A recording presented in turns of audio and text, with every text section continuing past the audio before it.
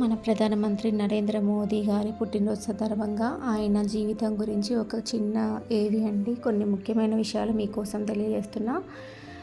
PM గారి పూర్తి పేరు నరేంద్ర దామోదర్ దాస్ మోదీ.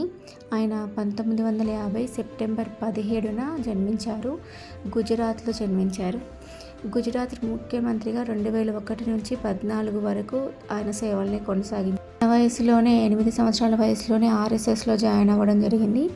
నెక్స్ట్ ఆయన ఎంఏ కూడా పూర్తి చేసుకున్నాడు. బాలుడిగా ఉన్నప్పుడే 1960లో భారత్ పాక్ మధ్య యుద్ధం సమయంలో రైల్వే స్టేషన్లో సైనిక సేవలు కూడా కొనసాగించారు.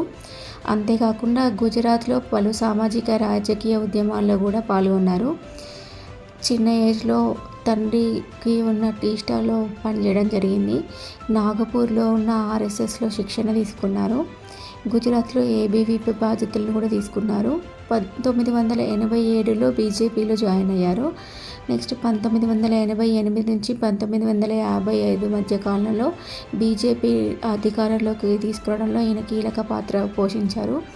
1995లో జాతీయ కార్యదర్శిగా ఎంపికతో పాటు 5 రాష్ట్రాల వ్యవహారాల బాధ్యతను అప్పగించారు ఈయనకి. 1998లో ప్రధాన కార్యదర్శిగా పదోన్నతి పొందారు. నెక్స్ట్ 2002లో రెండో దఫా ముఖ్యమంత్రిగా ఎన్నికయ్యారు.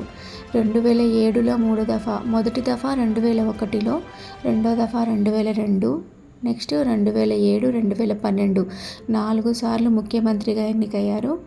నెక్స్ట్ 2014 సార్వత్రిక ఎన్నికల్లో భారతీయ జనతా పార్టీకి పూర్తి మెజార్టీ సాధించి పెట్టిన ప్రధాన మంత్రి పదవి అధిష్ఠించడానికి కూడా ఆయన కారణమయ్యారు.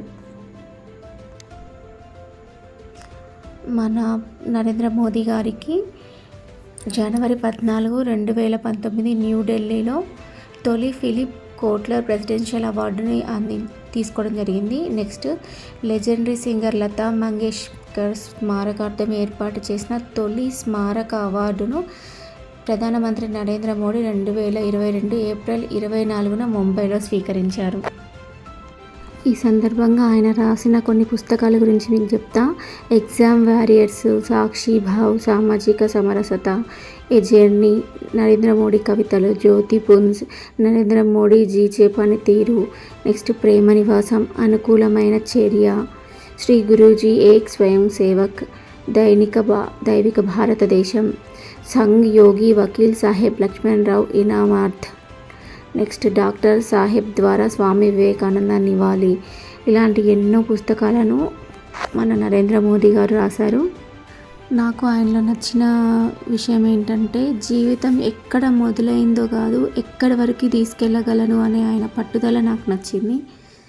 So once again happy birthday Modiji.